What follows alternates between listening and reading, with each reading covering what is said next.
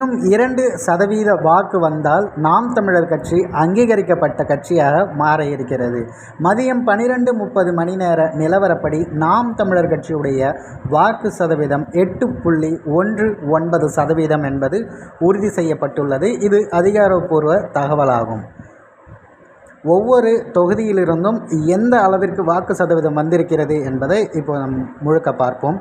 அரக்கோணம் தொகுதியில் 7.67%, ஆரணி 5.99%, மத்திய சென்னை 5.74%, வட சென்னையில் 10.56%, தென் சென்னை 7.6%, சிதம்பரம் தொகுதியில் 5.99%, கோவையில் 5.71%, கடலூரில் 5.46%, தருமபுரியில் 5.1%, திண்டுக்கல்லில் 8.52%, ஈரோட்டில் 8.39%, கள்ளக்குறிச்சியில் 5.7%, காஞ்சிபுரத்தில் 9.53%, கன்னியாகுமரியில் 4.5%, கரூரில் 8.14%, கிருஷ்ணகிரியில் 8.8%, மதுரையில் 9.62%, மயிலாடுதுறையில் 11.45%,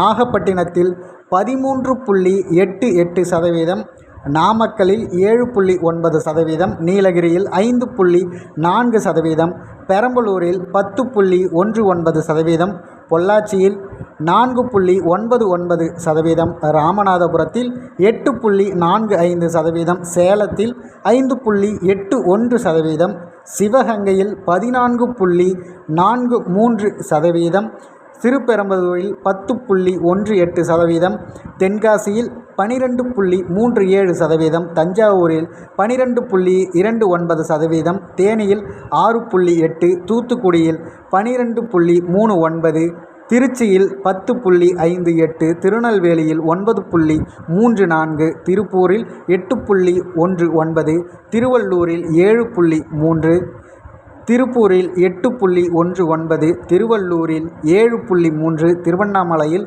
7.75%, வேலூரில் 4.79%, விழுப்புரத்தில் 5.64%, விருதுநகரில் 7.46%, மொத்தம் கணக்கெடுக்கையில் 8.197% என்று வந்துள்ளது. நாம் தமிழர் கட்சி 10% தொடுவதற்கு இன்னும் 2% வாக்குகளை தேவைப்படுகிறது. தற்போது 12:30 மணி நிலவரப்படி இது இருக்கிறது. இன்றும் மாலை வரை இருப்பதால் நிச்சயம் அங்கீகரிக்கப்பட்ட கட்சியாக நாம் தமிழர் உருபெறும் என்று தமிழ் தேசிய மக்கள் பெரும் ஆவல் கொண்டு காத்திருக்கின்றனர். இந்த நிகழ்வு குறித்து உங்களது பார்வைகளை பின்னூட்டத்தில் பதிவிட்டு விடுங்கள்.